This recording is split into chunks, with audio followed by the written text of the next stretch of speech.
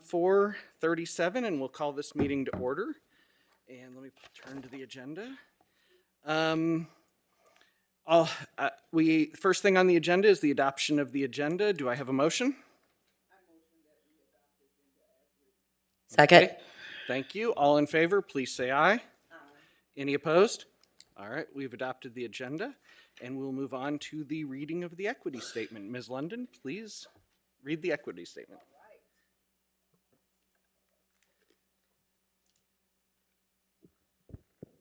Okay. Yep. Columbia Public Schools, through action and in partnership with families and community, will uphold the values, policies, and practices that promote cultural competence. We will accept, embrace, and empower students and staff in their individual identities to establish and sustain human dignity, justice, and equitable treatment and inclusiveness in the classroom and workplace. All right, thank you. Okay, good. The next thing on the agenda is the consideration of approval of minutes from the previous meeting. Do I have a motion? I move that we accept the minutes from the previous meeting. Second. All right. Any discussion? All in favor, please state aye. Aye. Aye. All opposed? All right. Perfect. Now we'll move on for policies for review without changes. I have one discussion point before we make any motions. It looks like BJ school board memberships mentions the National School Boards Association. Does anybody know for sure if the Missouri School Boards Association is still associated with the National School Boards Association? And Paul, I compared the update from MSBA was done in January of 2022. Both of our, BI and BJ. MSBA has National School Board Association in capital letters as if that is the name of it. Our policy does not. So you and I were talking, does this signify a specific organization or not? MSBA's is capitalized. They adopted it in January of 2022. I know there's some question from the public that Right. Relationship may have changed in October of 2022. So I'm wondering if we should, whether it's administration or the policy committee, follow up with MSBA to find out if both of those are still in effect and make a motion to move those to next month's agenda. All right, so you're saying BI and BJ. Correct. Okay. Then I would, if everybody consents, I'd like to pull those off and put those on the next agenda until we know for sure what the answer is. Is there any objection to that? No. Okay. All right. Is there any other discussion with regard to the policies for review without changes? Ann? I'm not sure if you're close enough. Are you? Oh, sorry. Yeah, Well, I lost it on my page. I lost it on my page. So give me a second. Hold on. Sorry. I had one that I just had a question about. Okay.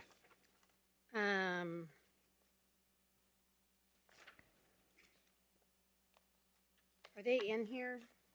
Yes. So it's the last one. GCPA. GCPA. Okay. It was more of a comment than a question, just that I think that the philosophy is great. It is important to remember, especially that that statute is very specific about what the administration can and cannot do. And so I don't know if we want to say the following philosophy in combination with the statute or in combination with the governing law, but the philosophy statement makes it sound as though we'll just do what we need to best serve students, and there's like very specific rules in the statute.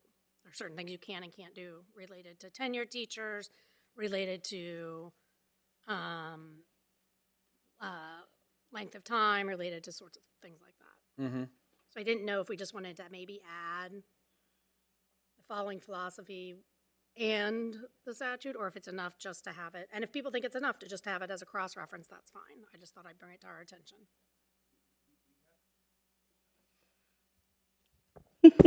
Thank you. Yes. Regardless of what is in here, we have to abide by the statute. I mean, there's no way of getting around it. So I think the fact that it's listed here for us, we will always have to go to it, whether we state it or not. Perfect. Then that's fine for me. And this is identical to MSBA's. Okay. All right, is there any other discussion on the policies for review? If not, if you don't mind, I'll go ahead and make the motion. I move that we approve BHE, GCKB, and GCPA for review without changes. Second. Is there any other discussion? All right, then all in favor, please state aye. Aye. Any opposed? All right, then those pass. All right, so moving on to the changes. The first is the GBEBA.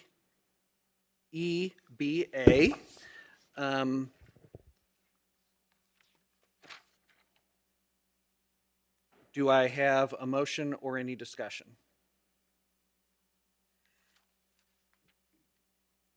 Under this particular policy, it does not give a progression if an employee is with a substance. And I thought it said that it would, on the second one, it said that there would be an opportunity for treatment. And so I was concerned that this one was different in that way.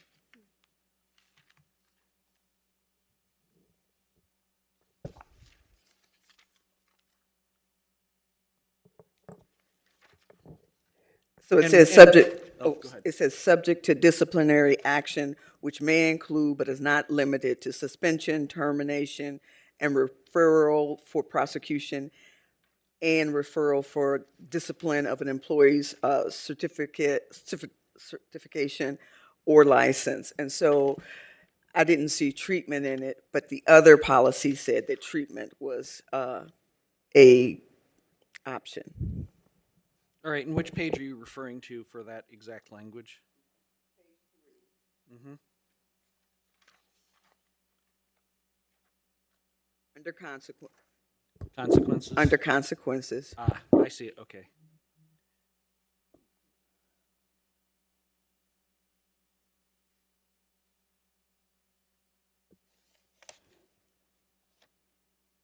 Yes, the next policy, GBEBB, employee alcohol and drug testing. After the section of consequences, there's a whole section on treatment. So I think that's what Karen is referring to. Should we have that section in this other policy as well? On the consequences, the very last line, employees may be required to satisfactorily participate in substance use assistance or rehabilitation programs. So I saw that. Yeah. But when you have that progressive discipline, sometimes when it's not listed there, then people move quickly to suspension, termination, and I just didn't know if that was, even though it's there, it doesn't look as in that previous paragraph that is a central part of the process. Okay, understood. Thank you. Now, my only hesitation with this one is that it's the MSBA suggested changes with regard to the Federal Controlled Substance Act and I believe the Drug-Free Workplace Act, if I'm not mistaken. And so I'm very hesitant to suggest changes, knowing that we at least would have to run it through our attorneys after we make those changes, just to make sure we're not doing anything contrary to statute. Not saying that I'm not saying not to do it. I'm just saying that's my hesitation here. No, it's true, and I realize that the federal mandate trumps everything, and Right. so I just wanted to bring it to our attention that there was that discrepancy. Yeah.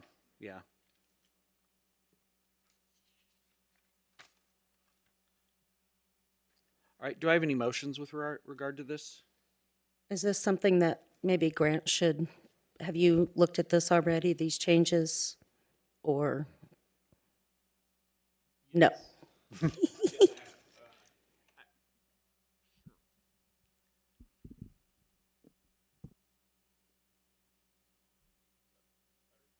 It should have been on. Okay. I don't know if you can hear me or not. I don't think it's.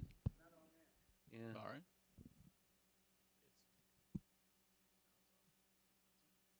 Is that better? Okay. It's really a preference of the committee and the board. So as written, I think it incorporates both progressive discipline as well as references to treatment. So to the extent that you feel or the committee feels that there should be an additional reference inside of some section to make sure that that's clear, I think you certainly can. But currently, as written, the policy incorporates both the federal drug-free zone kind of concept as well as a commitment to referring employees to assistance programs, including treatments. I can live with that, especially since this discussion is occurring. Okay. So do I have a motion with regard to GBEBA? I move that we accept the changes to JBEBA as written. Second. All right, any further discussion? All right, hearing none. All in favor of accepting these changes and moving it on to the board, please state aye. Aye. Any opposition? All right, perfect. Next, we have GBEBB-4, which is, as you said, on a similar subject. Do we have any discussion or a motion related to this policy change? I move that we accept GBEBB-4 as written. Second. Okay. Any discussion? Just want to point out that this policy here surrounds the ability or requests for the district to test employees for these things. And that's what this whole policy is about. Right. All right. Hearing no further discussion, all in favor, please state aye. Aye. All opposed? All right, it passes and moves on to the board. Next up, and I've just lost my place, is GCI, Professional Staff Reassignments and Transfers. Is there any discussion or a motion related to this one?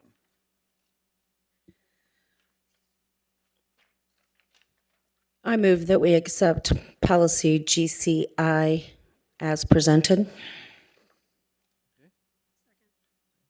My only question on this one is there any overlap between anything that could possibly happen in negotiations with the bargaining team and this, or is this something that is totally separate? I think that's the reason why we wanted to change the language here, so it's more general. I used to have a date of February 1st, but since we've changed the transfer process, that date no longer is, Okay. it's outdated. And so now the transfer process goes from November to March, and there is no form or a list or anything. The candidates that are interested in transferring have to actually apply to whatever posting there is posted on our website. So that's why we changed the language, because it was just completely outdated. Perfect. That's what I needed to know for my questions. I really like the changes that they made as I was reading it. I could recognize we sometimes need to have broader language so that we can actually do the jobs that we're supposed to be doing. Okay. Is there any other discussion? All right. All in favor of the changes to GCI, please state aye. Aye. Any opposition? All right. That one passes and goes onto the board. And let me go back to the agenda.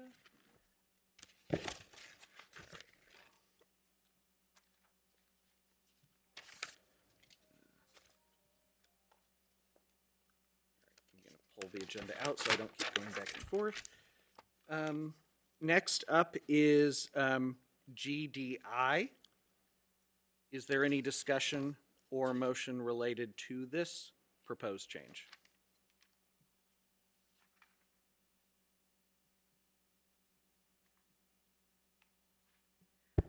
I move that we accept GDI as written for support staff.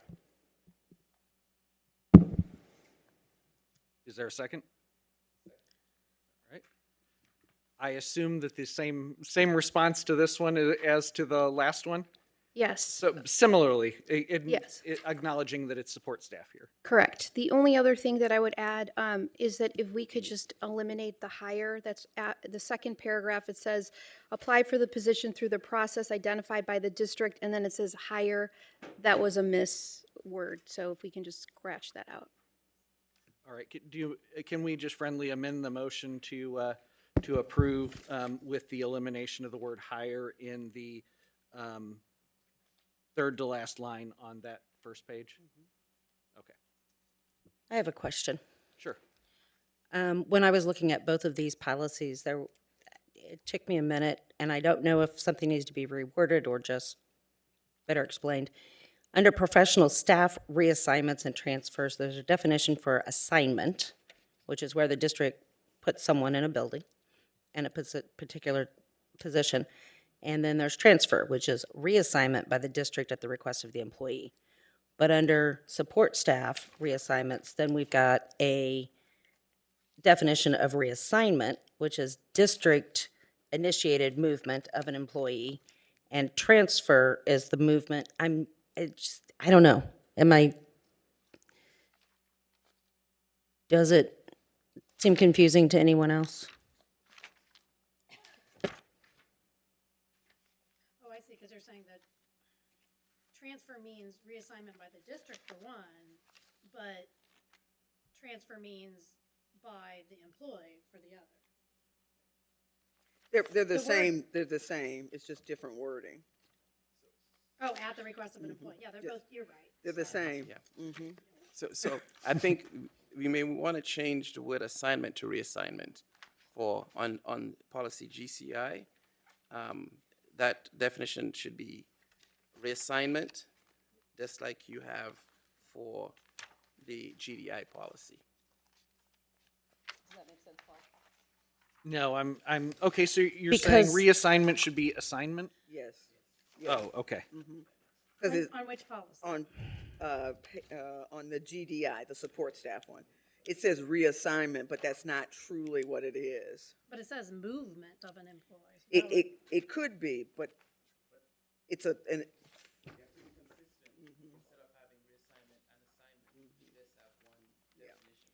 I agree, because in theory, every employee works for the district, correct? right, correct. So whether it's at the employee's request or the district's request, we could assign somebody to a building, right? So we should, let me make sure I understand, Dr. Yearwood. Under GDI, do we want to change the word reassignment to assignment? Yes, Okay. ma'am, yes, ma'am. Then you also have to change it, because it's a definition for the rest of that policy. Every time it occurs, we Yes. need to change it to Assignment, assignment. yes. All right, can we do that by motion, please? Think you can do that, April?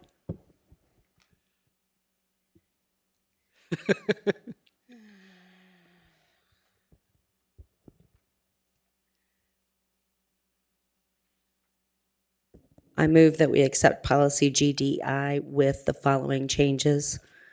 Change the word reassignment under definitions to assignment. Don't we Change- already have a motion on the floor? I don't know. Do we? Yes, so this is a motion to amend the. All right. I amend the motion Okay. to accept GDI with the following changes. Change reassignment to the word assignment under definitions. Change the heading of reassignments to assignments.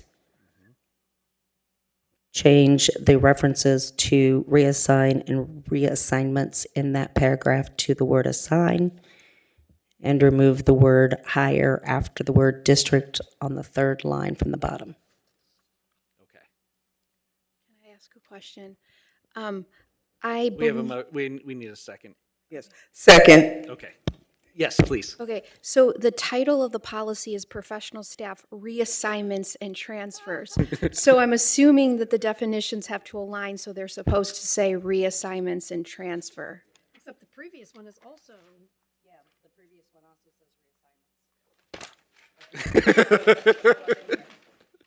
Right, I think it, and they both mean reassignment for both of the policies. You're right. Either it should be reassignments instead of changing. So we'll have to amend the amendment to the amendment of the amendment.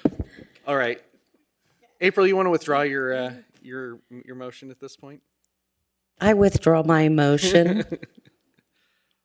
All right. So we're saying that the word reassignment should be in this one as is. I think that it's too confusing to do this around a table. I think these should be sent back to make consistent with each other and then bring them back at the next meeting. All right. But, what's happening is because of our time frame for transfers that are happening now. That's why, need that. yes. Okay, yes, that's fine then. Yes.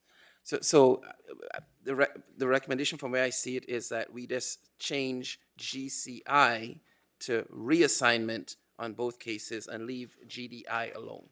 So it'll read on the definition reassignment, which goes along with the topic heading, and then where it says in bold assignments, we change that to reassignment. So the opposite now happening. Okay. Can I ask a question about that? The definition of assignment is placement in a particular position or building by the district. That's GCI. In GDI, the definition of reassignment is district-initiated movement from an employee from one position or building to another. Should we not have the same definitions on both policies? It's a little bit nuanced because you're dealing with sort of contractual versus at-will employees. So when we look at support staff, when it says reassignment, district-initiated movement of an employee, what we're saying is that we can possibly move you from your classroom that you're assigned to another. When we look at the professional staff, what we're saying is that we can place you in a position based upon need. You can be a new teacher coming in that has a contract, and we will say, okay, we need you at here X, Y, and Z. Or we can say, you've been at X, Y, and Z, and we can place you over here. So it gives it a little more, to me, sort of credibility to be able to look at our professional staff and be able to assign them to a particular position or building. Whereas on our at-will or support staff, it's basically being able to move them from one building to another. Like say, we may have a need that may crop up during the school year where a staff member may need to be changed from full-time at one building to two part-times to support classrooms and things like that. So it does allow a little more flexibility. Whereas with the professional staff, you typically are not going to move split a teacher and basically move them to two buildings. You're basically going to move to one. And that's where I see more of the nuance coming in. If that makes sense or not.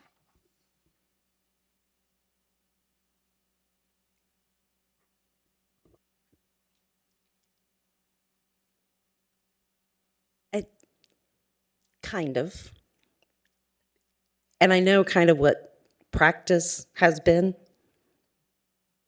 And so are we writing it from practice or are we writing it from, I mean, if we start the school year and we realize we need a teacher at another building or a specialist at another building and we need to send them to two different buildings because that's what's in the best interest of our students and where the need is, then the district has the ability to do that now. It's not something that's commonly done.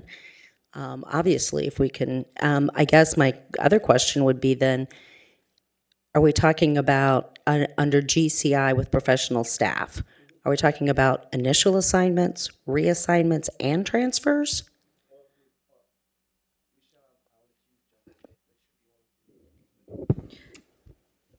Well, when I'm looking at this, there's many different situations and when we might need to reassign an employee. So for example, the beginning of the year, we look at FTE. We don't have a kindergarten FTE that's needed at one elementary school, but there is in a different elementary school. So we would have to reassign that kindergarten teacher to the building where there's the need, where there's the students.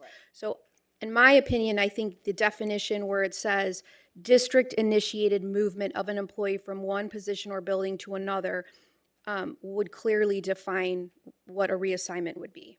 So I would just, I guess, recommend we just use that same definition for both, because it doesn't matter if it is a certified or, if it's an hourly or a salaried employee. Either way, the district is initiating the movement from a building, from a position, from whatever the need is. I think that was going to be my similar recommendation. Could we have assignment, reassignment, and transfer definitions on both, where they just are consistent? I mean, assignment would certainly cover the initial assignment, in my opinion. I know at one point, people were just hired and then later on they found out what building they were at. And so, it would cover, if we ever start doing something like that in the future, you would have assignment for that initial assignment, but let people know that after you're initially hired, here's the reassignment definition.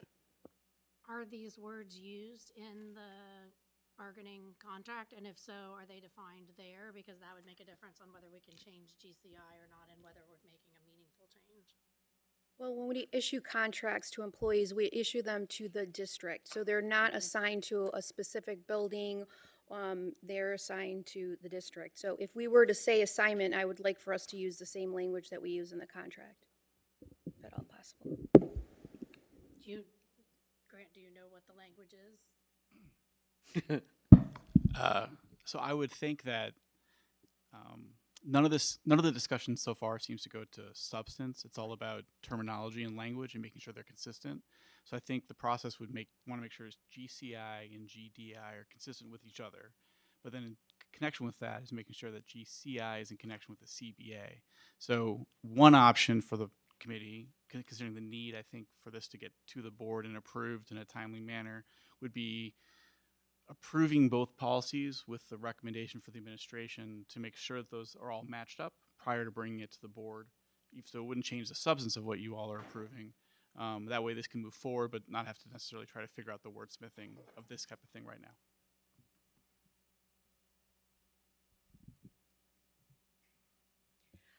I don't know what we do next. All right, let me suggest something. My suggestion, based on Grant's recommendation, is to withdraw the motion on the floor, and then to also vote to rescind the vote that just occurred with regard to GCI, and then move forward with a joint recommendation for GDI and GCI based on Grant's recommendation. Does that seem acceptable? All right, so do you mind would you? Second. Would you, I'm asking if you'll withdraw your motion. Okay, I will draw my motion. All right, do I have a motion to take back up GCI? I move and, to, and rescind what we just did. do I have to take it up and rescind it? We can do it all in one motion. I move that we rescind GCI. Okay. All right. Second. All right, we have a motion on the floor to rescind the vote that we just took on GCI. All in favor, please state aye. Aye. Any opposed? All right, then we can now take up GCI and GDI together in one motion. I move that we table GCI and GDI for the administration to ensure that the language is similar in both policies. Can I help you? Can I help you? Just I think what we want to do is we want to approve them and to give the recommendation to the administration to make them With no substance. Okay. to not change the substance, Okay. but to amend the language to Okay. conform to each other. Yeah, I move that we approve GCI, GDI, knowing that the administrative staff will make the changes to the language, but no change in context. Do I have a second? All right, is there any other discussion with regard to these two policies?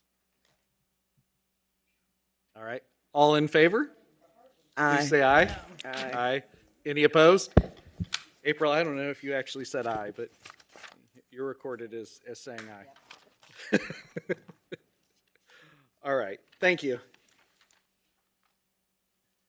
All right, policy IF. Do I have any discussion or a motion on the floor? Or a motion, I mean. I have discussion. Go ahead. So policy IF, I know that these are changes recommended based on some changes MSBA made. Is that correct? Yep. Did we add any changes in here, or is anything reviewed in alignment with how it relates to our curriculum audit, or is that something we're gonna, the curriculum audit team are still working on? So, number one, we are aligned with what MSB is recommending already with the assessments, and we are already working on the audit assessments. That's already in play, in progress. That's why we're looking at our various assessment tools that we have in place. So both of them are being addressed as we move forward.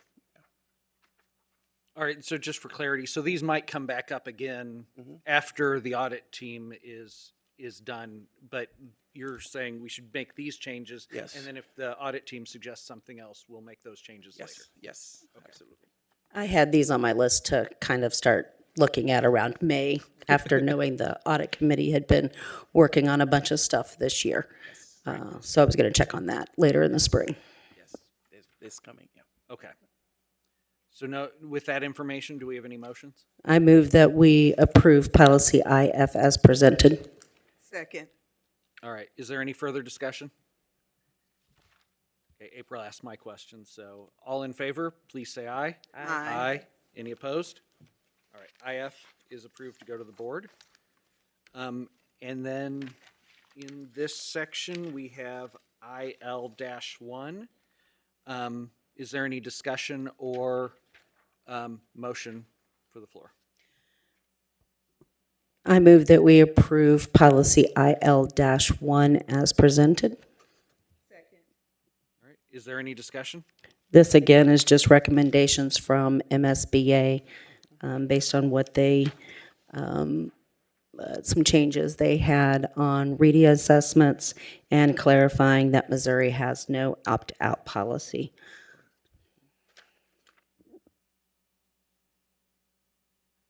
All right, hearing no discussion, all in favor, please say aye. Aye. Any opposed?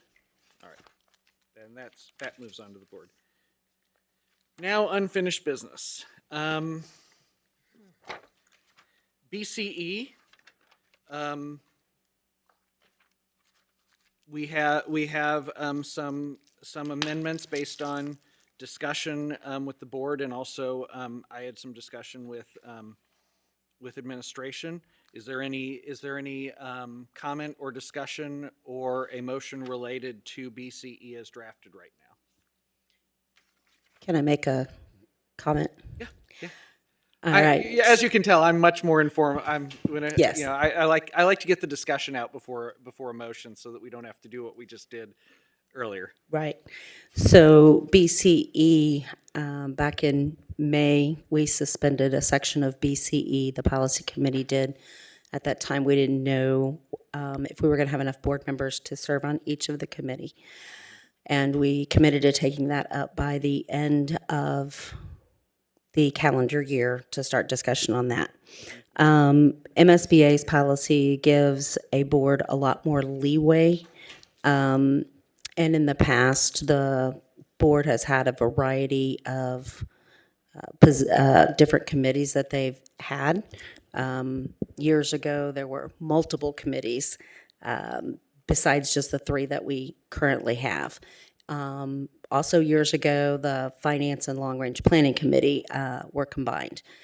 by identifying specific committees in the policy, it limits us to having exactly those. If we were to want to combine committees or something of that nature. And so it was felt to give the board more flexibility to indicate that we will be setting committees and those could change from year to year. At this point, to my knowledge, there has been no discussion at all or thought of getting rid of any of our current committees that we have.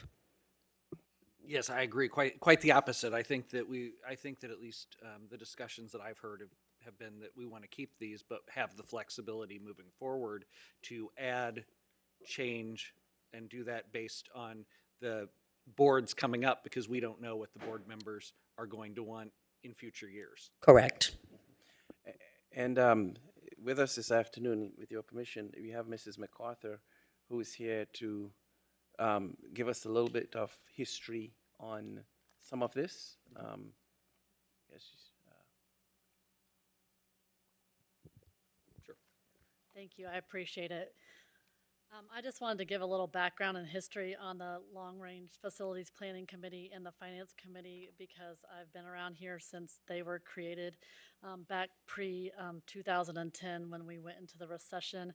And I think, in my opinion, it's important. I know the board's very focused on transparency. The reason why these two committees specifically were formed were because of an appearance of lack of transparency in the community and when a tax levy didn't pass. And so going forward, I know we're maybe looking forward to another tax levy and a bond issue in coming years. And so especially when you're talking about creating a new 10-year long-range facilities planning plan and also a long-range finance plan in the coming years, I don't think it's wise to make those two committees not mandatory at this point. Just my suggestion, especially as we're focusing on transparency right now. So, Ms. MacArthur, is your recommendation then, instead of something along the lines of such committees additional committees may include Finance Committee and Long Range, that those also go under the shall include? I believe those two should remain mandatory. I don't think they should be voluntary.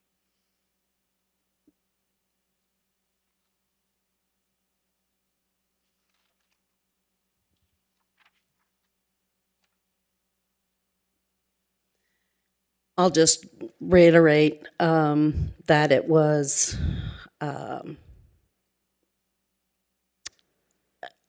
we've been looking at our policies in general, we've been trying to make them a little bit more broad. For example, the one Michelle brought to us, taking out the date, it gives us a little bit more flexibility. I don't think not having the name of a committee, in fact, I don't even think we need the name of the policy committee in here. I don't think that prevents us from having a finance or long-range planning committee. And it doesn't indicate that we're not going to do those. It gives us the flexibility.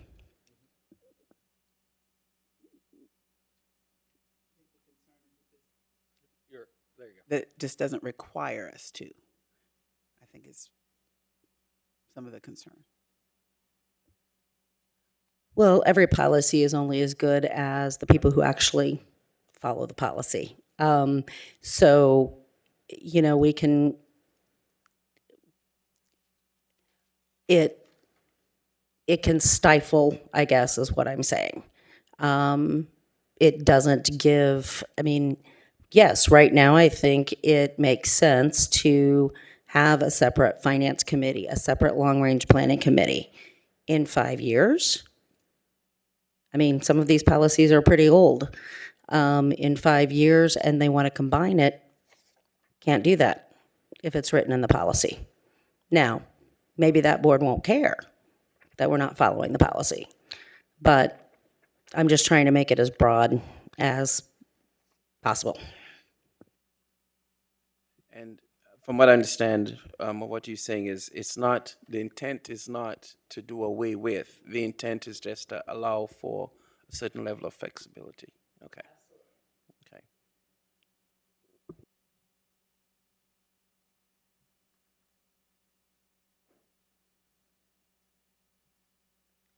It would be helpful to me to hear from the other board members as well, if you're willing to opine on that, because I think that does make a difference what the intent is. And Sure. From my perspective, I actually agree with April. I don't want to bind a future board. Certainly, while I'm on it, I'm certainly going to be advocating for these three committees.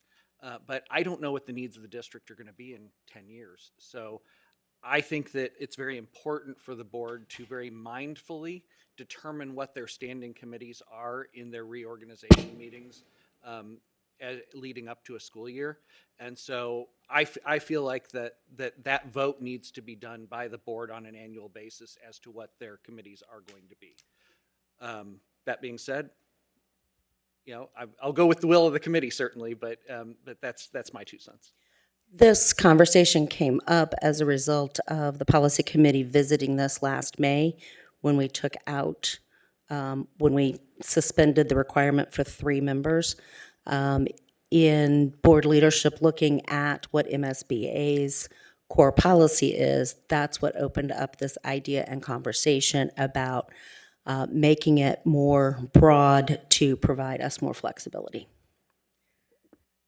I agree with Heather that they should be outlined and directed because our constituency is very concerned about where things are and how they come about. And so for me, I get what you're saying, that it's there, it's not removed, but if it's not in writing, people are going to say it's removed.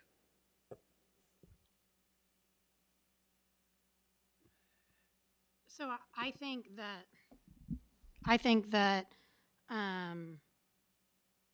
it is still there as like these are 2 of the suggested, but I also wonder if it's more powerful to have this pre-July meeting that's very clear. We are intentionally having these committees this year rather than having, well, every year we have this committee, and so it may not be, we're doing a lot on that committee, but it's just a standard that we have to have it. And so as long as the board is committed to continuing to have it, I actually think it could be more powerful to be like, every year we redecide to have this committee because we have something important to do with it, might actually be a more persuasive way of including it. And that seems to be the tenet of all 3 members of the board that are here, that they do plan on having it. So Right, and something that I added in my suggestions here, because I added the dates here, so we know exactly when we have a deadline for that meeting, and we're going to have to set those policies up before the fiscal year begins. So, to me, regardless of which way it goes, whether it's shall or may, if you have shall, the board can vote to suspend, right, as we've done before. If you have may, the board can still vote to suspend. So really, and I don't know if I'll pass it on to Grant for his opinion about the shall and may, et cetera, et cetera. Either way is acceptable from a legal standpoint. It's really just how you want to structure it from the board perspective, calling them out first and then pulling back, or not calling them out and each year reviewing it. It's up to y'all. I really think it's just more of a optics thing from the perspective. I don't see how the financial transparency of the school district is ever not going to be relevant. I feel like that's always should be a priority. It's not ever going to be something that we shouldn't be thinking about. And so I don't know why we would decide one year not to have a finance committee because they're talking about the finances of the district. We're always going to have to discuss that because it's required. I mean, we're talking about the budget policy. That's something that's required to be done every year. And so those decisions and that input from that community or from that committee is very vital to those decisions that have to be made every year.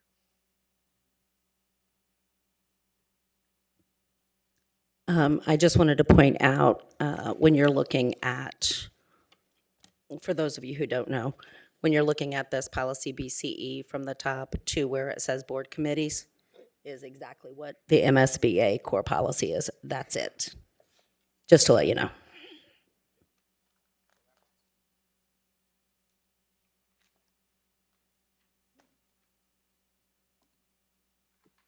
So I'm not hearing a consensus on the language that is sitting in front of us. Is that fair to say? That is correct. I get that you believe it's going to be enlarging, but for outsiders or new people coming on, that's not going to be clear.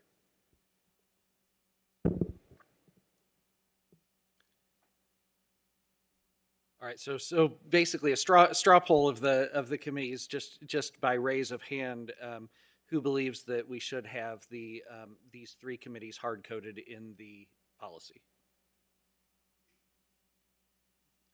Is it, Three or the finance? the policy, finance, and long range planning. I've been more swayed by finance, but not as swayed by long-range facilities, so I'm kind of. Okay. And does anyone think that they should not be hard coded strongly? I'm undecided. I'm sorry. Okay, I don't and know so what we're I'd do if you made me vote. all right. So it's right. And that's where I'm going with this, is I'm trying to figure out what we should do for the drafting of the next meeting, because I'm going to suggest that we move this to the next meeting. I just want to know how we should either ask administration to draft it, or how I should suggest to administration to clear this logjam, basically. Is there a way to get more input from our other board members? Would that be appropriate? I don't know. I think certainly we can ask the general public and our board members included to give us some input, put this on the next meeting, and then I'll work with Dr. Yearwood, and we will get some language that maybe is somewhere between what's here and what's current. Yeah, I do really like the part that you put in about a deadline by which we're going to identify exactly what the committees are for that school year. I think that's really important. I also know that, it takes some time sometimes to figure out who's going to be in those committees, but identifying what the committees are that we need for a year is much easier to do. Right, and yeah, that I thought that was important. I thought it's important because we don't know how to do there's nothing specific as to vacancies, and so I also put that in. That's been a discussion point for a while. And then, of course, the points that allowing us to having a little bit more flexibility of the composition of them. So I think really what we're talking about is, do we put these three committees in, and how do we put these three committees in? And so I'm going to ask that we move this to old business for next month, and I will talk with Dr. Yearwood, and we'll suggest some language. But is there further discussion? I just had one other Okay. question about that's not related. No, to no, the go, perfect. committees, but since it's going back anyway. Right. So under the community members, Mm-hmm. it's that the board may appoint up to 2, but any community vacancy shall be filled by the committee. So does that mean you're requiring 2 community members? So if the board decides not to appoint 2 for whatever reason, because they may, Right. then you have a committee, if they shall appoint 2 to fill a vacancy, that reads to me like they have to, because of the word shall. And I just don't know if that's your Yeah, intent. I understand what you're saying. That language is as it is, and so of course we typically have 2 community members.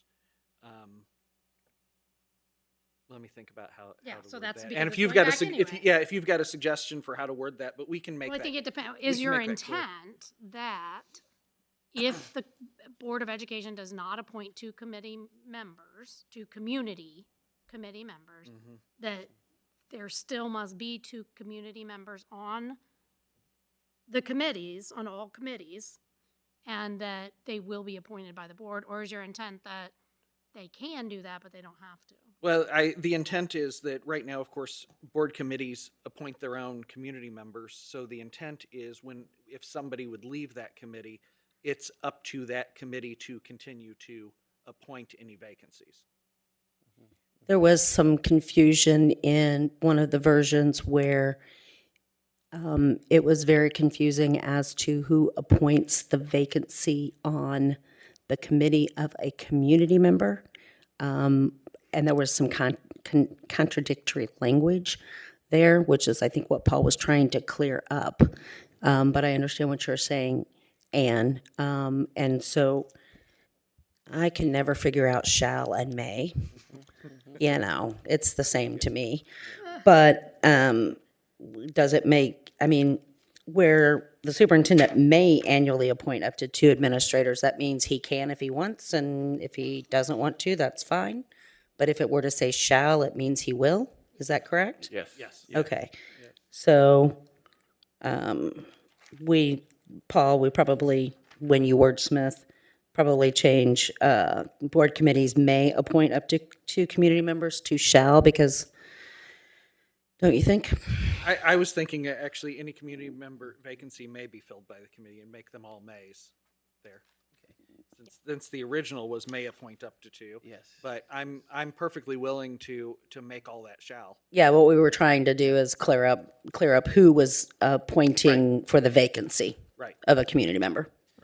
So this means then that regardless of if we form a task force to study, whatever, mandatory, we must have 2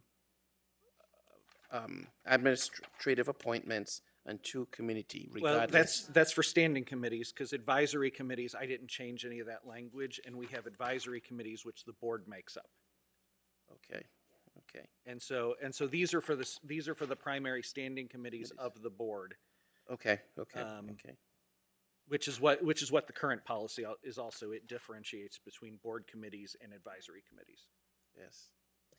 And looking at that shall and may in the beginning, to me, it be a suggestion would be to have a statement in there that talks about at the discretion of the board, because you can have 50 committees, but that has to be at the discretion of the school board, which means that school board can vote to say, you know what, we don't want any, we want 1, we want 100.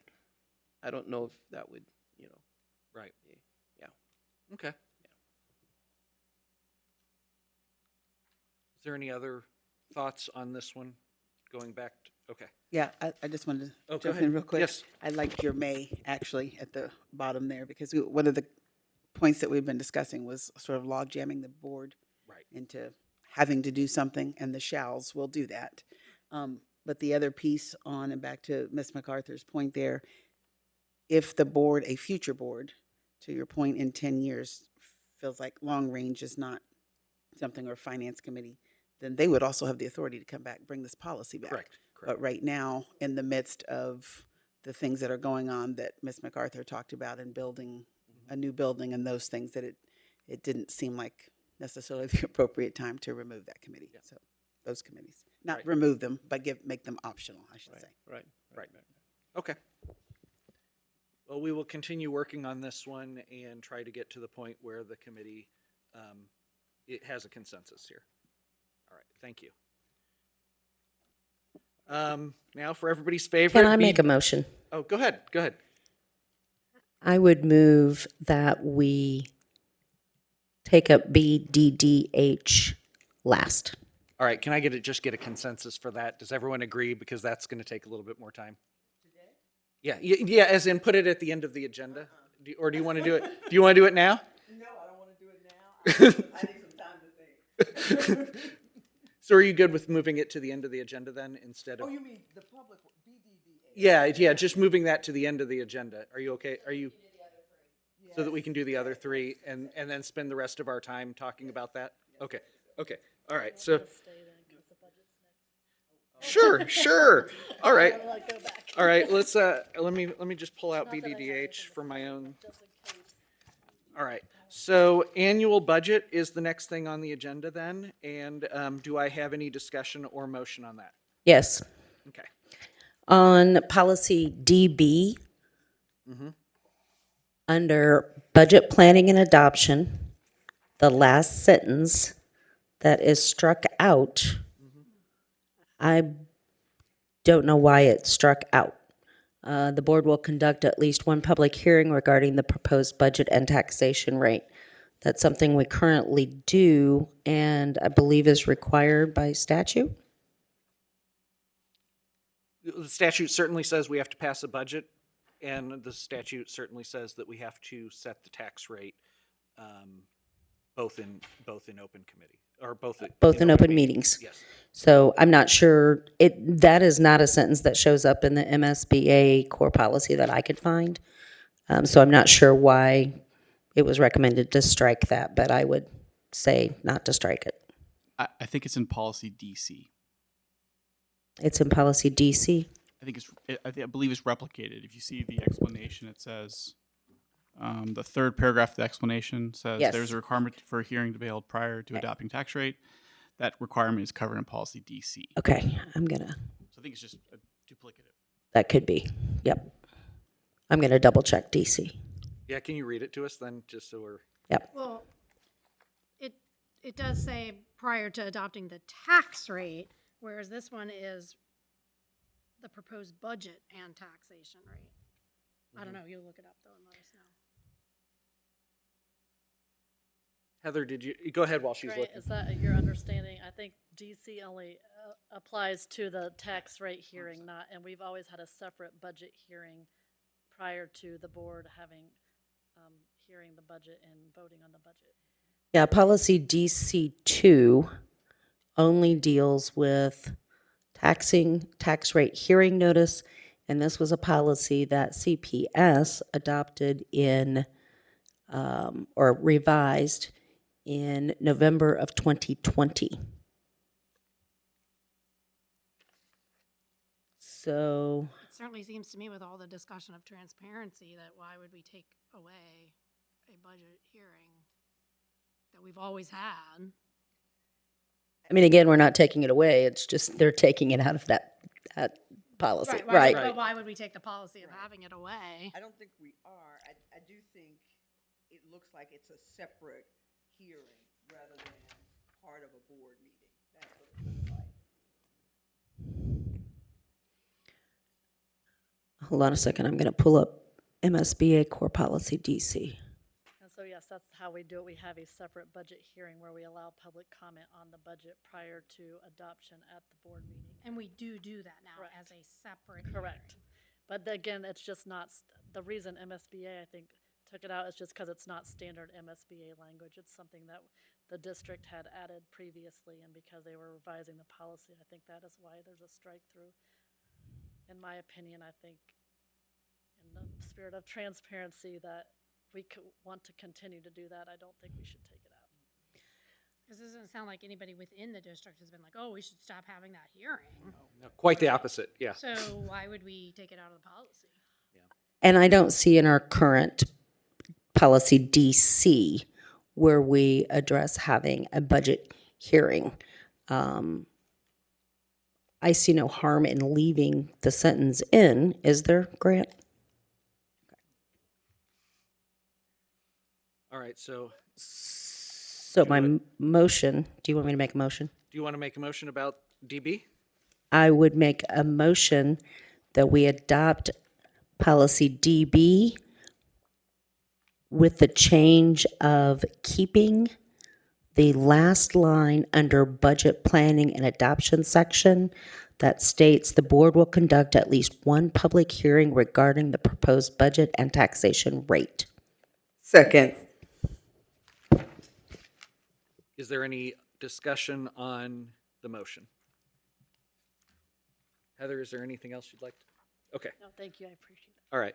All right, so hearing no more discussion, the motion on the floor is to adopt the recommended changes to DB, except for the last sentence of the budget planning and adoption section, which will no longer be struck.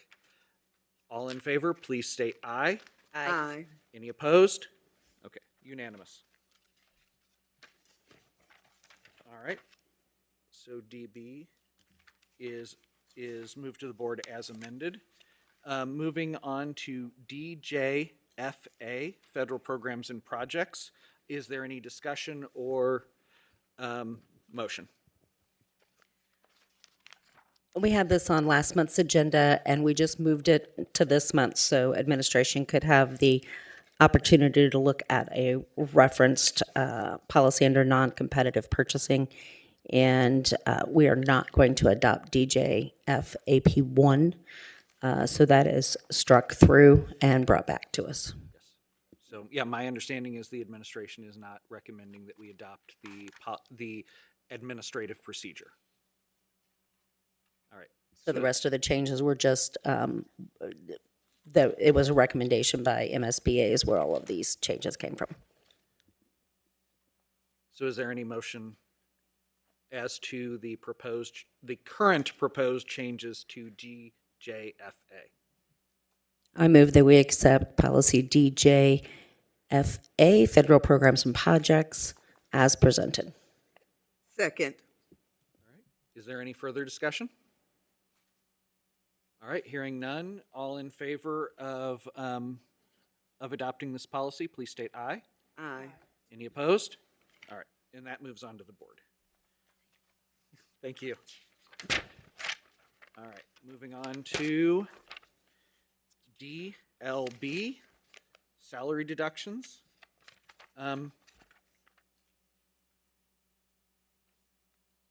What is changing in this one?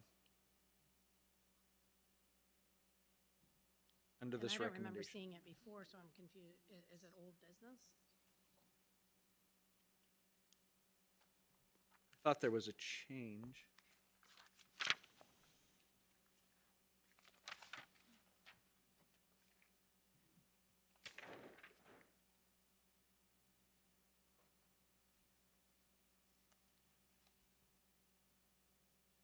It just said we moved for consideration, moved to next month for consideration from last month's. Let's see.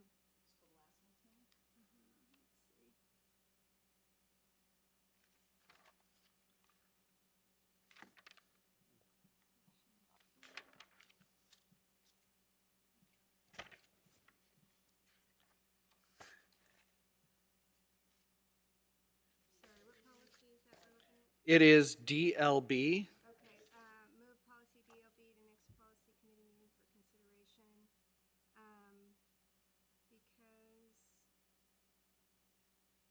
Because we had to move the others, so the budget meeting and everything, I think. I mean, the budget policy. C5.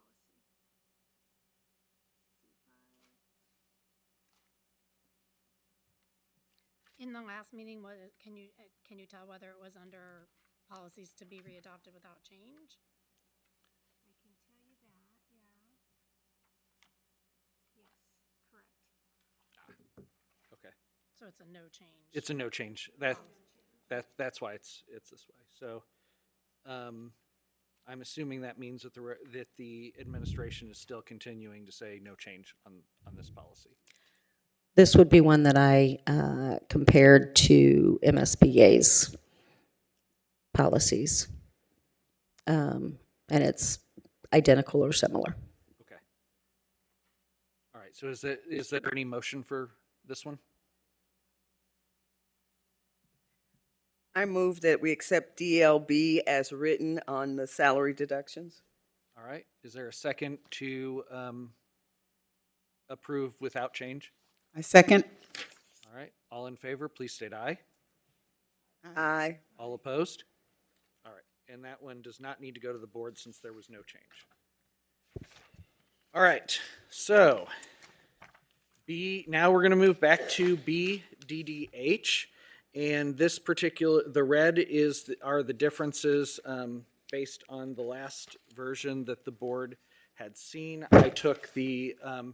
that the committee has seen. I took the comments that people sent me by January 1st, and thank you for everyone sending me comments, and put them into this, and I hope I did not miss anything. So is there I'll start out with discussion. Is there any discussion on the document in front of us?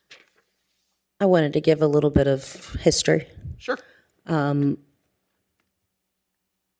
Summer of '22, the policy committee took up this policy based on the new state law that took effect this July regarding allowing community members to put items on the agenda. At that time, the policy committee adjusted a lot of things in this policy.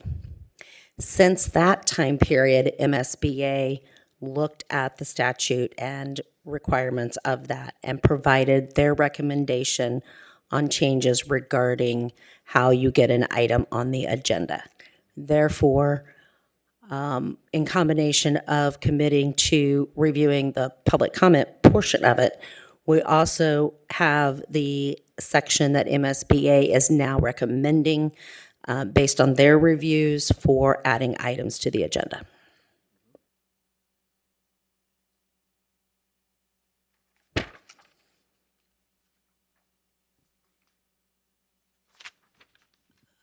Another interesting fun fact for you all. I went down some rabbit holes. I know one of the conversations in previous boards and policy committee was we have in the past had a varied amount of public comment. We might have 6 minutes of public comment. We might have an hour and 30 minutes of public comment. And I know previous boards thought about the board needs to be getting a lot of information at a board meeting regarding the business of the board. Academic achievement, program reviews, contract reviews, things of that nature. And in my review prior to COVID and after COVID, the amount of people commenting wasn't significantly different. What was different was the length of the meetings. And what I found during the 2017 through 2019 is there was never an update on academic achievement. There were very few presentations of information being provided to the board. They regularly got out of their meetings at 8:30 every Monday night. So I think that we've tried to find a way to have a balance of being able to get the information that we need to the public on academic achievement and to the board, and information to the public on program evaluations, contracts that we're going to change, things of that nature, as well as give an opportunity to hear from some of our people in the community. So I think that they've tried to strike a little bit of a balance to do that.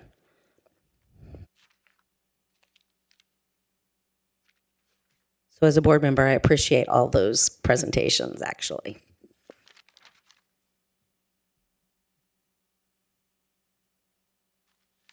So I have very few comments. Okay. A few comments. Okay. One is that under written comment, Yes. I was just confused. It says, any community member wanting to provide comment to the board before a meeting may send written correspondence to the board through the superintendent or through a web portal set up for that purpose. I thought you could email the board members directly. Why do you, so if I want to make a written comment, I have to send it to the superintendent and he has to forward it. That seems like a lot of extra work for him. This is actually how the current policy reads. Yeah, I think that's yeah. a remnant of We the. provide all of the email addresses for the board members on the website, so it seems like a little extra work that every time he gets comments, he has to then, Dr. Yearwood has to forward them. I would just change that slightly. Yeah, and just so you're aware, the various ways. Most of the time, we get direct email. There's also a web portal for comments, but there's also a web portal on the agenda itself. Yeah, that people see can put on it. So I want to make sure you're right. It shouldn't be through the superintendent. Yeah, I would just strike through the superintendent May send written correspondence to the board or. through a web portal set up for that purpose. I think that part's fine. It's just, Yeah. Okay. I think that puts a lot of pressure on Dr. Yearwood to be like, wait, is this supposed to be communicated to the board or not communicated to the board? Or, you know, Okay. what it is. And then the next is just a Scrivener's error on agenda items. Number 2, more than 5 business day. It should be days. Ifs. I saw one other and I've lost it. I'm sorry. And then my third comment is I hear what April is saying, and that there's a difference in the amount of presentations, and we're still hearing comment, and we're still doing those. I, as well as all of you, have received emails from people that are like not thrilled about the maybe change of the ability to comment at the meetings. I think that this strikes a really good balance, that we went back and forth like days before, weeks before. Now it's like 4 hours. Like, I think we've worked really hard to hear the concerns of the people that have to manage that and also make sure that it's open. We've talked about having to identify yourself, but not having to give your address. And I just really think it's come out of a lot of good work. There's one part of this policy that I strongly disagree with. Okay. And that is number 5, under in-person public comment. Okay. The fact that no more than 3 comments will be heard on the same topic. That, to me, and it doesn't even say like unless time is allowed. It's just like no more than 3 comments on the same topic. If you end up with 3 comments on a divisive issue that are all from one side of that divisive issue, you're going to get a very slanted view of what the public thinks. And I'm not sure how, given the other restraints of 30 minutes and you can only speak for 4 minutes and all the other restraints in here, I don't know why we would need to limit to only 3 comments on one particular issue. Can I give you an example? Absolutely. At last January's meeting, there were about, I believe, 15 to 18 people signed up to speak. I believe the first 10 came up to tell us how much they loved Dr. Yearwood and to extend his contract, which is fabulous. But I don't know what 11, 12, and 13 wanted to say. Maybe they weren't happy with that. Maybe they wanted to talk about something else. But we only got those 10. And so I totally understand what you're saying, because if you just have, you only have multiple people sign up with one side, right? And you don't hear the other. On the other hand, if you have 10 people that get up and say the exact same thing, those other people don't have the opportunity to provide their viewpoint.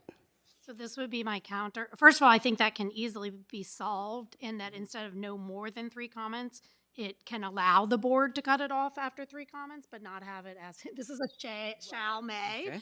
issue, even though it doesn't say the word shall.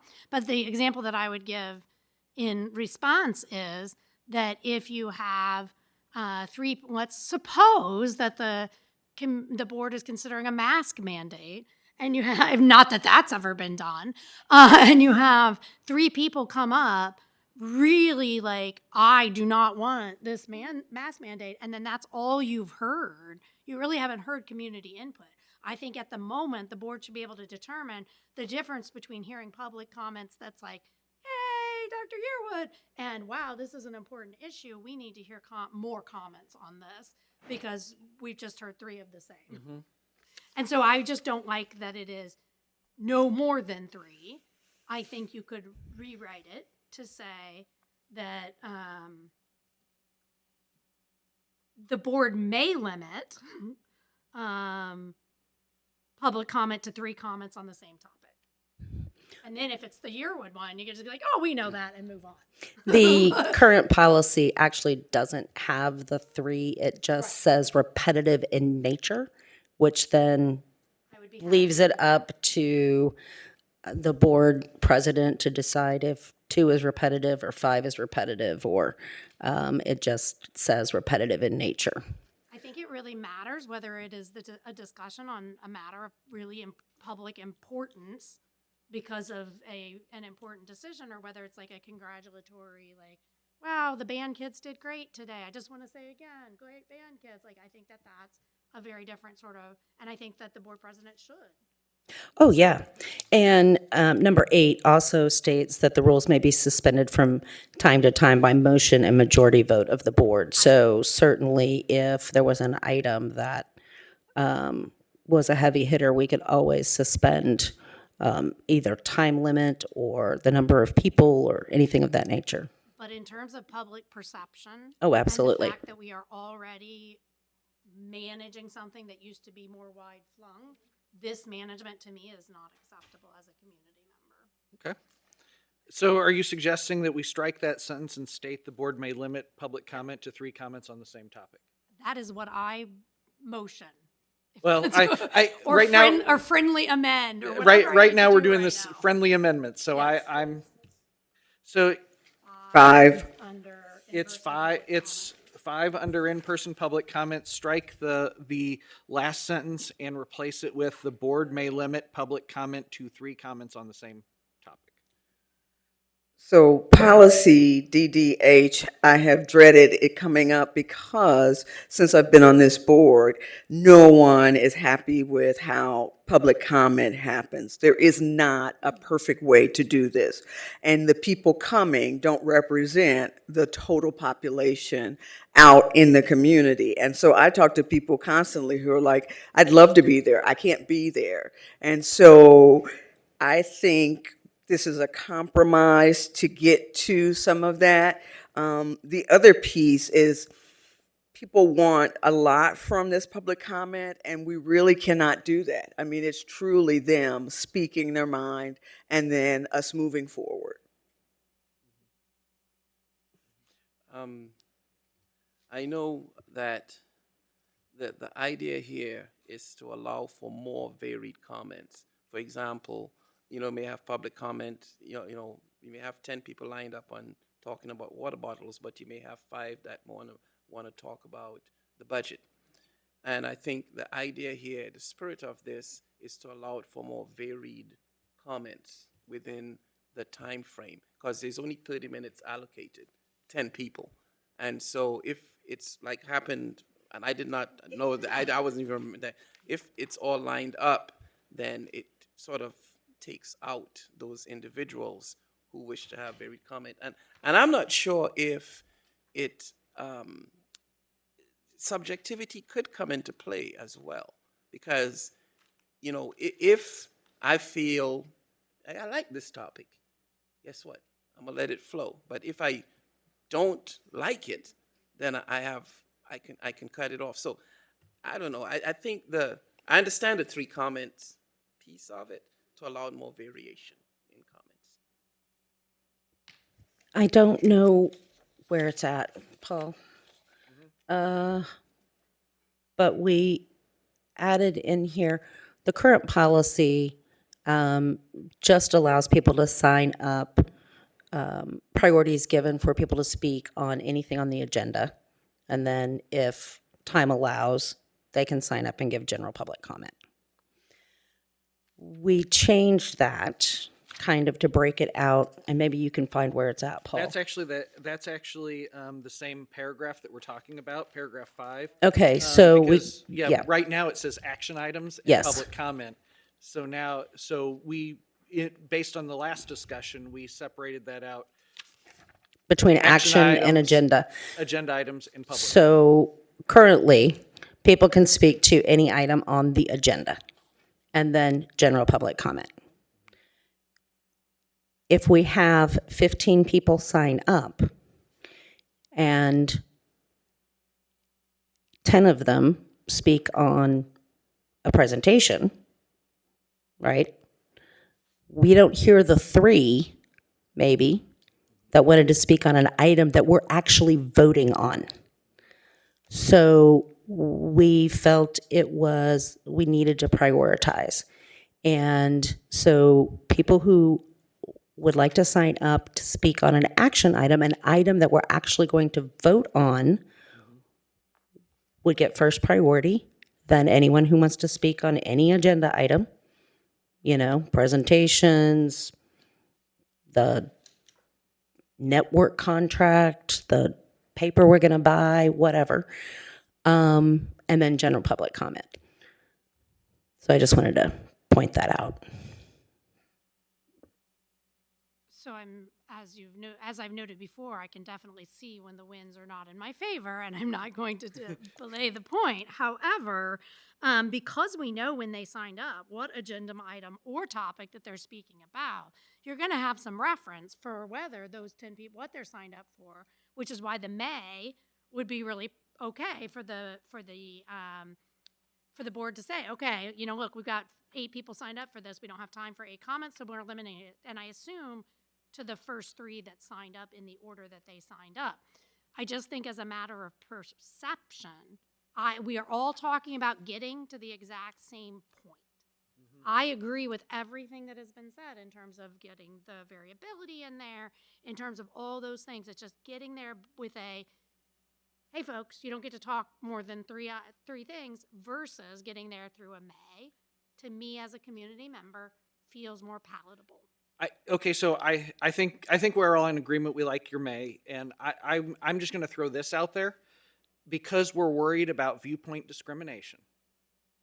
We did have a couple people who emailed us a very specific language related to that. So one of the things in my notes about what was said, do we want to add after that sentence, speakers will not be denied the opportunity to speak on the basis of their viewpoint? Absolutely. So why don't we add that sentence right after your new sentence so that it's very clear that it's not about viewpoint discrimination? Can someone read what we're, can Yes, someone let me write this down. tell me what it's gonna because my say? my plan is actually to write all this down, and then I will reiterate things and then give this to Meredith so that it's in the notes. Well, yep. So let me write this out. Speakers will not be denied the opportunity to speak on the basis of their viewpoint. So I'm just gonna read all of 5, since we're talking about it. So 5 would then read: discussion on action items from the posted agenda will be prioritized, followed by other items on the agenda. General public comment not related to agenda items will only be permitted if time allows. The board may limit public comment to 3 comments on the same topic. Speakers will not be denied the opportunity to speak on the basis of their viewpoint. I would leave the rest of that sentence because it's helpful. We'll limit, Oh, okay. to allow the board to hear the community members wishing to speak on other topics. I think that's. Okay, so then that sentence will be: the board may limit public comment to 3 comments on the same topic to allow the board to hear the community members wishing to speak on other topics. Next sentence: speakers will not be denied the opportunity to speak on the basis of the viewpoint. Okay. Can I make a comment? Of course I can. Yes. I don't like the word only. It seems too harsh. Will only be permitted. We can just say will be permitted. Okay. All right, I'm getting rid of only, so that then the last few sentences are: general public comment not related to agenda items will be permitted if time allows. The board may limit public comment to 3 comments on the same topic to allow the board to hear from community members wishing to speak on other topics. Speakers will not be denied the opportunity to speak on the basis of their viewpoint. I think it's going to be imperative, and I'm going to speak from personal experience here, that if we're going to put in something like they'll be allowed to speak on their public or whatever their personal perceptions, that we align that with the conduct at public meetings. That somewhere in there that is going to have to be addressed, because speakers have spoken before on their public viewpoints, and it has veered off of an agenda item or an acceptable public comment level. So we're going to have to tie that into conduct. It's at the back here. Right, we say that those are the only 2 things they can talk about. But you need to tie it, yeah. I think, Not the general public comment one. right, I That's think the it should general be public there that we, after that speaker, not discriminated, that we do expect all speakers to follow the conduct expectations in public meetings.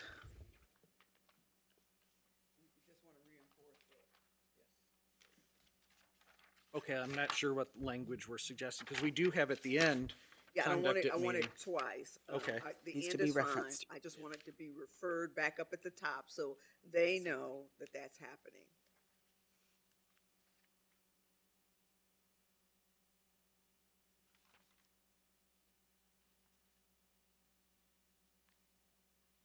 Somebody have language. I'm at a law. Speakers must. Follow the conduct expectations at public meetings.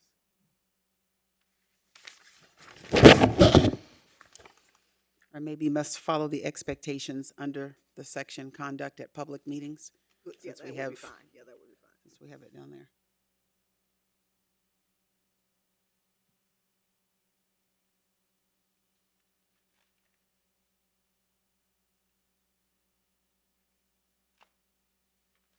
Okay, so speakers must follow the expectations in the section titled Conduct at Public Meetings. Yes. Okay, and that appears right after the word speakers will not be denied the opportunity to speak on the basis of their viewpoint. Yes. Okay, all right.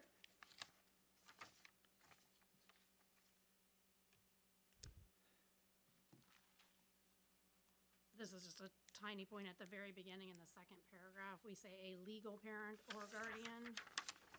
Where is that? Second paragraph, last Yes. sentence.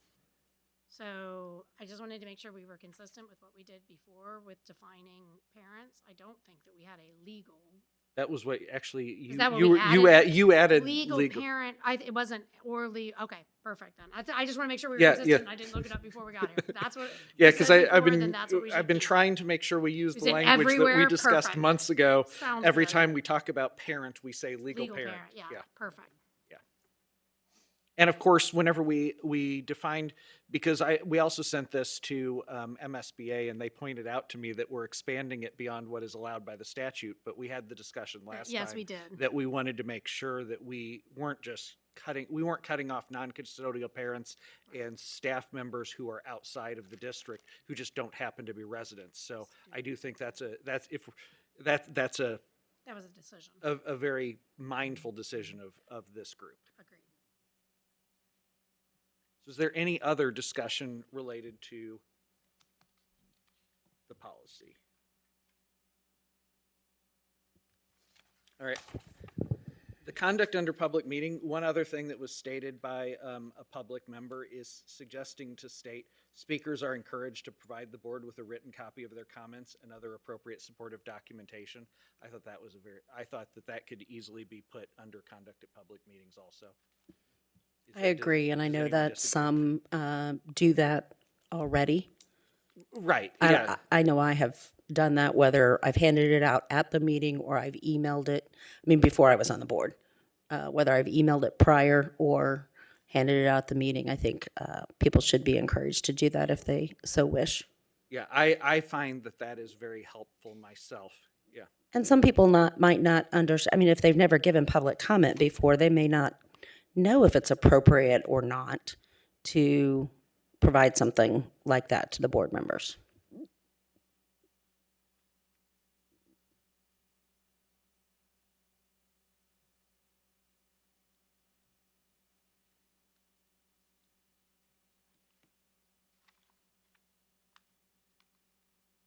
Is that following a meeting, before a meeting, or doesn't really? Just in general, just in general. general encouragement, because I don't care when I get it, but I do find that especially, a lot of times people will send us directly their remarks, and that certainly helps. While I take notes during the meeting of those comments, my notes aren't perfect, and I certainly appreciate that.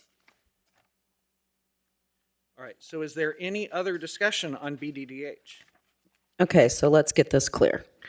On BDDH, everything up to item number 5 on the first page Has not been has changed not been changed. based on our discussion. No. Oh, wait, yes, there has. Oh, Under written I'm sorry, comment- I did write that off. Under written comment, we struck the words through the superintendent, Okay. okay? Then item 5, Item 5, beginning where it states general public comment, we struck only in that sentence. We struck the entire we struck most of that last sentence. So the last sentence now is basically we changed it to, the board may limit public comment to 3 comments on the same topic to allow the board to hear from community members wishing to speak on other topics. Speakers will not be denied the opportunity to speak on the basis of their viewpoint. Speakers must follow the expectations in the section titled Conduct at Public Meetings. Okay. Discussion I want to go back to. I do want to go back to that comment about the correspondence to the board through the superintendent or through a web portal. Okay. The reason that I want to go back to that is a lot of comments, a board have to do with operational things, right? And so I want to be aware of the comments being made so that I could get research done with my team to make it happen. Like right now, as it stands, when comments are made, I get access to that so that I can, we can take certain corrective actions and so on.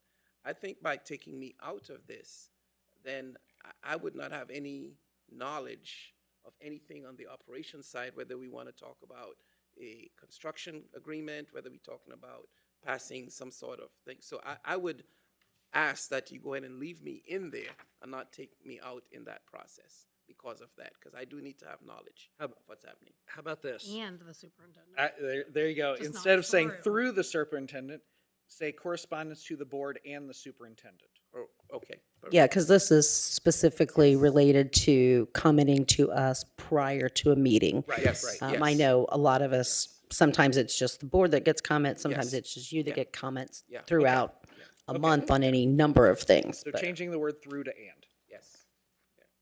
And then the other additions to on number 2 under agenda items, business days instead of day. Mhm. And then moving to the conduct at public meetings, adding speakers are encouraged to provide the board with a written copy of their comments and other supportive documents.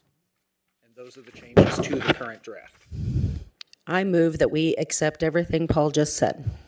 Oh, go ahead.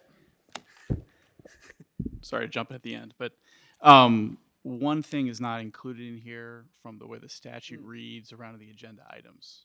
So I'm not sure if that's something you all want to consider or not, but we want to be at least recognizing that you are not including something that's in the statute around the agenda items. And that's specifically if the way the statute reads is if there are more than 3 agenda items put onto the agenda from a community member, or they say resident, you all have moved to make a community member.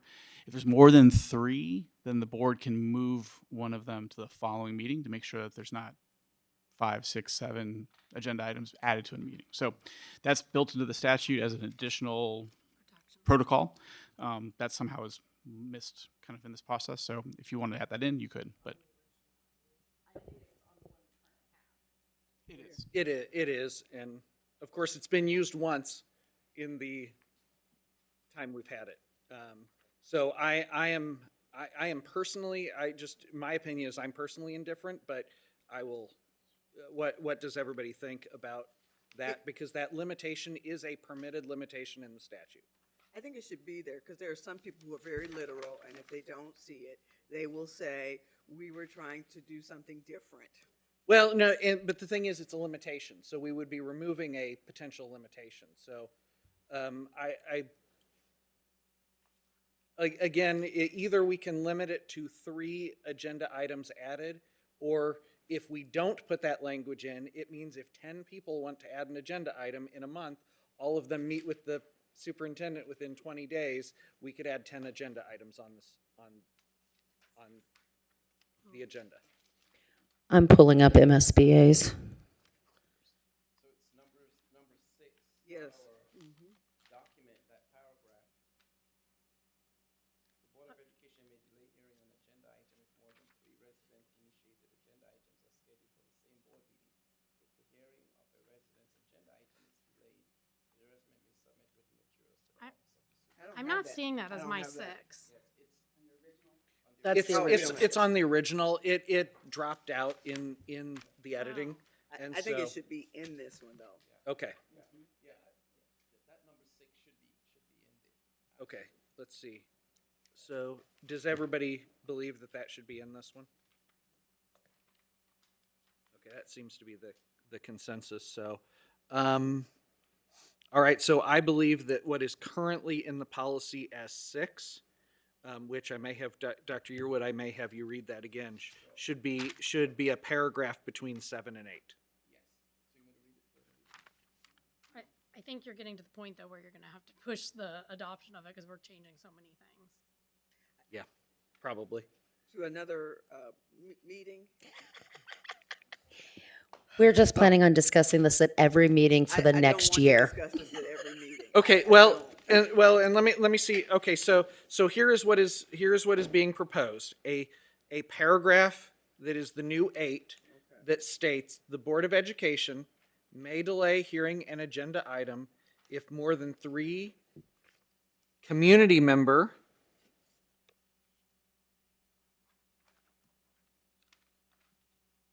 initiated agenda items are scheduled for the same meeting.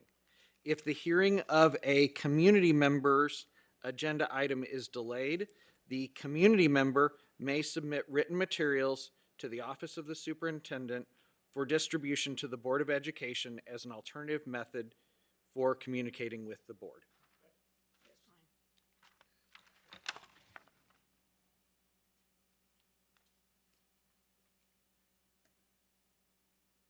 Okay.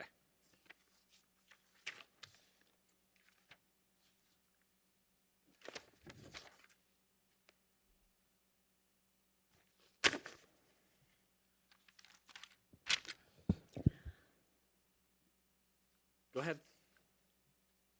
I know it's long, but would it be beneficial if you read the entirety of the policy out loud with our changes? Would that be beneficial to anyone? Or do you want me just, I can, No. I would do it, but I can read through the changes one more time. Is that, okay. So, from the document that we have in front of us, the first change is under written comment. The word through in the last sentence of the first paragraph under that is changed to and. So that sentence now reads, a community member wanting to provide comment to the board before a meeting may send written correspondence to the board and the superintendent or through a web portal set up for that purpose. And that's the only change on the first page. Okay. The other change is to paragraph 5. So I will read paragraph 5 in its entirety. Discussion on action items from the posted agenda will be prioritized, followed by other items on the agenda. General public comment not related to agenda items will be permitted if time allows. The board may limit public comments to 3 comments on the same topic to allow the board to hear from community members wishing to speak on other topics. Speakers will not be denied the opportunity to speak on the basis of their viewpoint. Speakers must follow the expectations in the section titled Conduct at Public Meetings. And that is now 5. The next change is merely an S to days on agenda items in number 2. I don't think anyone's worried about that one. After 7, a new paragraph which will be labeled 8, and then each subsequent paragraph will be labeled.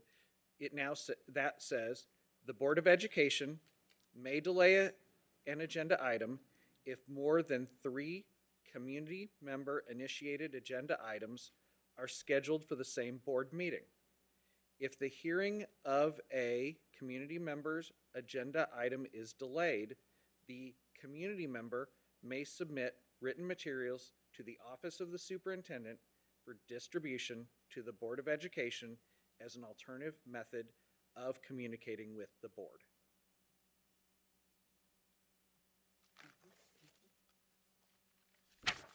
And then the only other addition to what is sitting in front of us is at conduct at public meetings, a 3 has been added that says speakers are encouraged to provide the board with a written copy of their comments and other supportive documents. And the conduct at public meetings will be part of the policy and not at the end where it is now? It would be at the end. It's a part of the policy, but it's at the very end of the policy, where it is right now.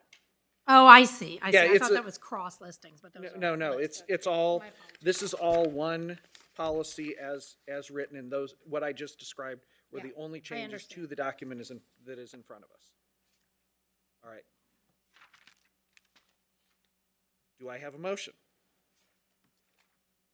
I move that we accept policy BDH with the changes on page 1, the changes on number 5 under in-person public comment, the change under agenda items to add the plural.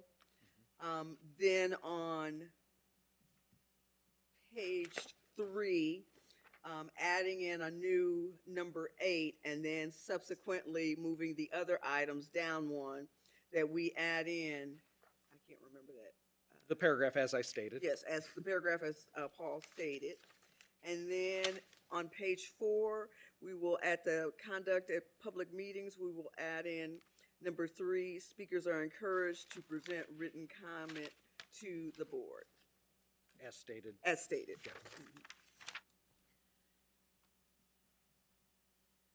Do I have a second?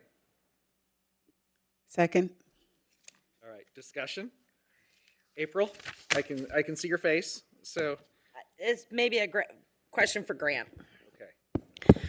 MSBA has, okay, so our number 8.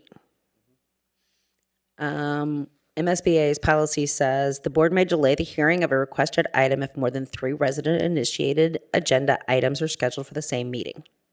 That's what we have. But what I didn't hear in ours is this next sentence. The delayed agenda item will be moved to the next regularly scheduled meeting.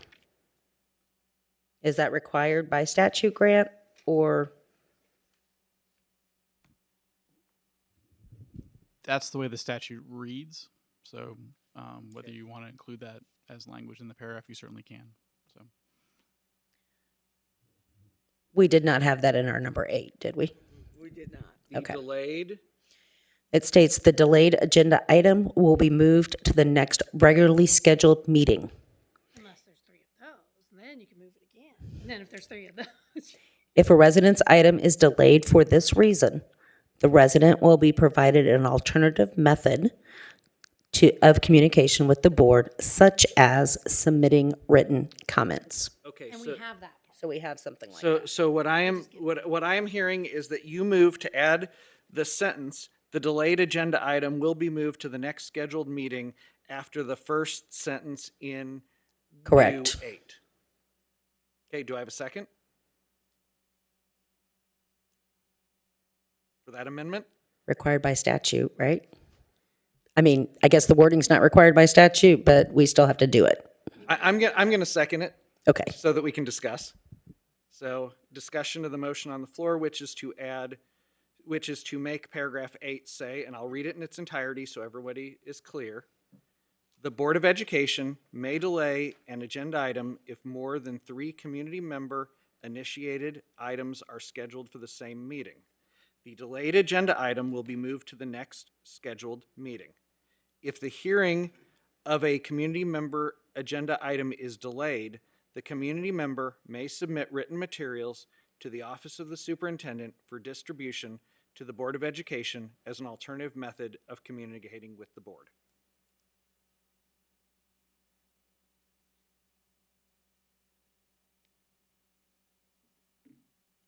Is there any discussion? All right, so all in favor of this amendment, please state aye. Aye. Let me jump in real quick. before- Okay, Sorry. okay, really? So, okay, so we removed what was our previous 5 before, because it also says the Board of Education may refuse to hear or may delay hearing a requested agenda item. Do we have anything like that? And then the reason I'm asking is because we don't put a time on that one, so. Going back to the original that talks to that, in the original, it says the Board of Education may refuse to hear or may delay hearing a requested agenda item if the board has heard an identical or substantially similar issue in the previous 3 calendar months. That's now in 3. That's our number 3. Number 3, Yes. okay, so is that, Yeah, but we don't say will be delayed till the next month. So for 6, or what is it, whatever our new number 8 is, do we want to, on that one, put a time frame on when we'll hear that one? Because we just say on number 3 that we may delay, or that you as the board may delay hearing the item, but you don't say until the next month. So Carla, MSBA has the wording that we have for number 8. And then their next section says the board president will make the decision on whether to delay or refuse an agenda item and will communicate that decision to the resident and the other board members. Board members who disagree with the decision may communicate their concern to the board president, request that the agenda item be added, request that a special meeting be called, or make a motion at a meeting for the item to be included on a future meeting's agenda. So MSBA's has the part that we have in here about the board president can make the decision on delaying or refusing. Then they also have the other section that talks about if 3 agenda items are initiated, a delayed one can be moved to the next meeting. So I think, Just to be clear, the statute does not include all of the language that MSBA is offering. The statute just refers to the term delaying the meeting. It doesn't talk about necessarily when it's going to be rescheduled and the rest of it. So the idea of providing clarity that it'll be at the next meeting or how that decision will make is up to you all. The statute just requires that you have the ability to delay a hearing of something for multiple different reasons, and that just means it has to be heard another time. So So I guess that was just my question. Do you lock yourself into must be at the next month versus more open in Because the the other one? statute doesn't say when. right. It looks like we're going to have to ask for this to be worked on one more time. My thinking is actually the next meeting, if we're delaying it, it should go to the next meeting. But if you feel like we're not ready, It's not ready. Okay. It's not ready. As much as I would love to close the door on this one. Good, because I was going to suggest that, and I thought you might punch me. No, and then just as a reminder, this would not come out of this committee to go on consent agenda at the board. It's going to go for first read is the plan, so that we can get any feedback additionally. And, someone might want to sign up for public comment to tell us what they think about the public comment policy before it would come back to the board again. So would it be correct that the next course of action is Paul is going to retype all of this handy dandy beautiful stuff up that we discussed tonight, and then it'll be on next month's agenda? I think that's what I'm hearing as a consensus right now. So I would also like a copy of the MSBA. I will send it to you. And I can pull the statute, but maybe everybody would like a copy of the statute as well. And then we can review all of that separately. And yeah, we sent that at the beginning of this process, so I'll just resend what. if you don't mind. that would Yeah, be- please do. It's been I know a minute. it's been October. So, all right. So we will then, if April, if you'll did we have a motion on the floor? We did. I don't. Okay. Did we You'll have a withdraw your motion on the motion. floor? I'll withdraw a motion if I made one. Okay. And then this will remain on the old business, and the edits will be sent to the committee members, and we will vote on it next time. Maybe. I move to adjourn the meeting All in favor? Oh, sorry. under 2 hours. Yay. Okay. All right. Meeting is adjourned.